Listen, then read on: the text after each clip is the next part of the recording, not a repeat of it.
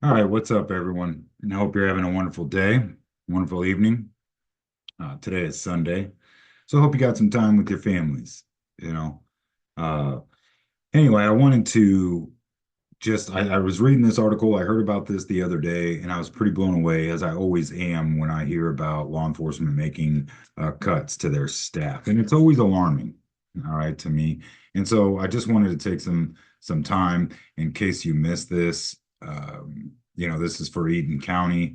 However, it does go over a lot of counties here, a lot of places here around Eaton County. Okay, this news agency does, but that doesn't include people that read from the outside in or watch. And again, some of us don't watch the news, so we're completely unaware of what's going on in our own environments. If you're like me, I can't stand watching the news. I prefer to read the news. And I have to catch up because I have other things going on. I can't read the news all the time. But when I seen this, I thought this is stupid. Okay. And I'll tell you why here in a minute. But anyway, here's the headline. All right, let me scroll up here. Eaton County officials address cuts to the road patrol. Ooh, that ain't good. Never is, right? So basically, they had this millage on the ballot November 5th, and it didn't pass, right? Um, the cause and effect means that Eaton County sheriffs will no longer be on the road until midnight. Okay. Effective December 1st, Eaton County Sheriff's Office will be cutting their hours where their deputies are out on patrol. Okay. Right now, the deputies are on patrol from 6 in the morning until midnight. After the first, new patrol hours will be from 6 in the morning till 6 at night. Ooh, that's going to hurt. Right. Now, the good thing about this is, let's see where I'm trying to find. Officials always need more money, and it's always critical. In this situation, I do think that it's wise to put money towards our law enforcement community, right? Give them the resources that they need to keep our community safe. So this to me is a critical thing. Now, I don't know the details of it all. I don't understand how like a lot of the politics works behind it, so I'm not going to try. However, I do believe that our public safety is pretty critical, right? Especially since we've seen like this huge spike in crime in the Michigan area. Eaton County is not a real high crime area. That doesn't mean that it can't be. Because remember, Lansing when they kind of did away with some of their stuff in the police department throughout Lansing, when the market crashed back in '08, crime did go up. And it still hasn't came back down. I mean, it's continually going up. So we don't want to see this in our smaller areas, right? The good side to this, though, is right now the officers are not currently going to experience layoffs. Okay. It's just going to be fewer patrol hours. So no one's getting laid off, and that's a good thing. Um, and I didn't know this either, but Eaton County, they have a pension. And I think that's very good to provide for that too. This sheriff actually wants to bring it back into 24-hour coverage. Anyway, this is the part that I want to focus on right here. All right. So they talked to Michigan State Police, right? Here's the guy's name, Rene Gonzalez. Okay. Um, they caught up with them. They said at this time there have been no changes to who we will have working on the road. Okay. I wonder how many officers they have working on the road from 6 p.m.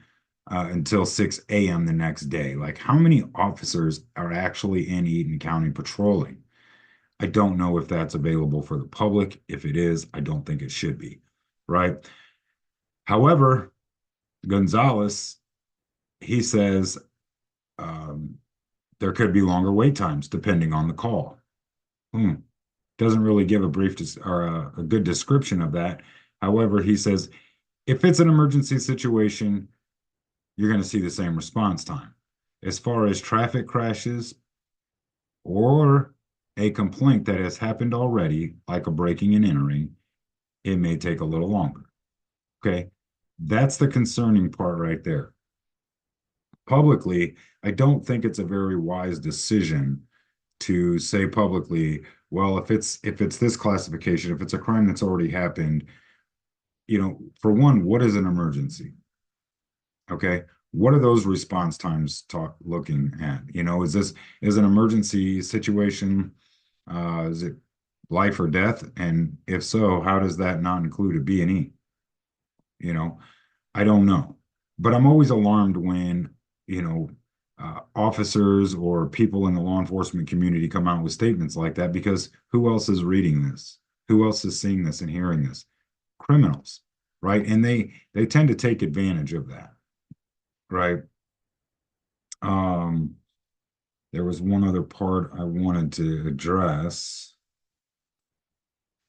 Okay, so officials, they told the news source here, there will be a meeting next month to discuss the potential proposal for May. So this is going to go on at least until May.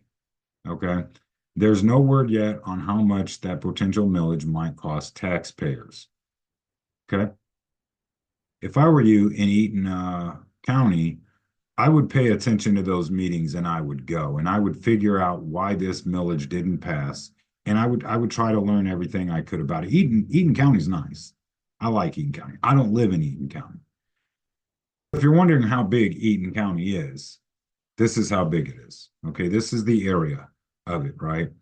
So we got like the west side of Lansing and the Grand Ledge, Charlotte, Potterville, Diamonddale, um, Eaton Rapids, of course, parts of Onondaga, so Bellevue and Olivet, some smaller areas, but they're nice areas, right? Right now, currently, Eaton Rapids does not have a high crime rate. They got a little bit, but not much. They don't have, the assaults and the breaking and enterings or home invasions like Lansing's experience. They don't have the weapons charges like Lansing's experiencing. And we're going through this crime data now, and soon we'll be posting it. Um, but Eaton Rapids doesn't have this problem. Here's the official press release. Okay, right here that talks about it. You can find this up here at eatoncounty.org is where I got this from. And it just goes over the same thing, just telling Eaton County, um, the coverage in Eaton County will be picked up by the Michigan State Police. Okay. They currently have 10 cadets in the academy. And unless more funding is secure, the officers will not be able to keep them after the field training schedule next year. All right. Now, I don't know how many officers Eaton County needs, but I will say whatever's needed to keep the crime rate low should be done. You know, um, I mean, I don't really know much about like how the Eaton County law enforcement works. I know some of the guys that work there, and they're all pretty cool dudes. Um, I know that they do a lot to help out the community. Okay, everyone involved. They do a lot to help out in the community. I do know that as well. And so to see this going on in Eaton County is kind of, it's a sore spot, right? But they do a great job. And so now we need to figure out ways that we can uh, get more officers or even keep our community safe. And the one thing I want to share with you as a protector, let me see if I can go back. Okay, understand that anytime we have law enforcement figures out there talking about police cuts, and different patrol times and stuff. Now that doesn't this doesn't include, if Eaton Rapids has a local police department, the city of Eaton Rapids Police or Charlotte Police Department. Okay, this doesn't affect them. It just affects the county. And so, but it's still a problem. And so, one thing I want people to understand is when things like these happen and we're not prepared for them, we get caught off of guard. And when criminals see this and they want to take advantage of this, understand something. Criminals don't have ultimate plans, they have alternate victims. And you, as a resident, now you have to figure out how you're going to protect your family. Because some other things that play into factor in this is it's a lot more easier to do surveillance in an area when it's dark out at 5:30, right? And so for you people that live in Eaton County, some of the things that you can do is start to get to know your neighbors, your neighborhoods, your little community that you live in. Start talking, start socializing, start getting to know those people. Because if something does happen or something does look suspicious, the only people you can count on are the ones closest to you at the time. Because whatever emergency that you think you might be facing, that doesn't mean that the local law enforcement is one going to be able to get to you, and two, doesn't think that it's going to be an emergency, at least not enough to rush there, right? And when they come after the fact, if the response time is say 20 minutes, what can happen in 20 minutes? Think about that for a second.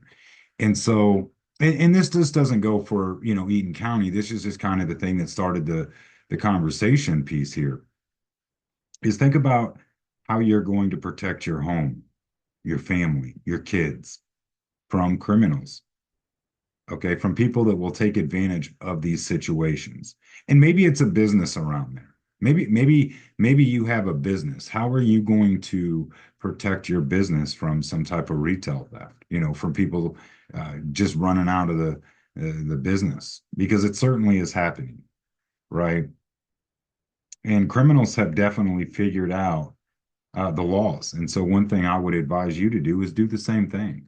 Start learning the laws in your state in the way of protecting yourself. All right, that's very critical, because if you have to act on your own, the one thing that's going to keep you, uh, at least uh, for a minute, anyways, will keep you safe is going to be your actions according to the law. The rest of that is going to depend on your own defense, right? So start thinking about different things for your home defense and look at your legal defense and see what you can do and get to know your area. Okay, that's very critical. There's a lot to be said about a strong community, and people like with Neighborhood Watch, or um, even people just coming together to notice the people that are coming into the areas, like landscaping services, fall, there's a lot of cleanup. So you have all these companies coming in and out of the areas. You have the Amazon drivers and the UPS guys and all of that. And I find this to be really strange that this is happening right before Christmas, right? And so as we're decorating and doing all that stuff, think about the times you're going to be home and the times you're not going to be home. And how are you going to protect your home in the times you're not? Do you have camera systems?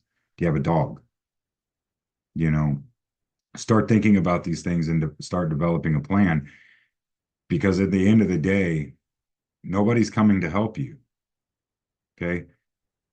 You're left up to your own devices. Now, there might be other law enforcement readily available there, but are they going to be able to get to you quick enough? Okay. This is the disadvantage that we have as citizens when law enforcement don't have the budgets that they need to fully operate to the extent that they need to. Okay. Now, if it was just a cat stuck up in the tree, all right, whatever. You know what I mean? Forget your cat. But when we're talking about longer wait times or response times to breaking and enterings, like those situations can go violent pretty quick. All right. So just know your environment, know the people around you. Okay. Know what's coming in and out of your neighborhoods, and have a plan for when you're not at home. Okay.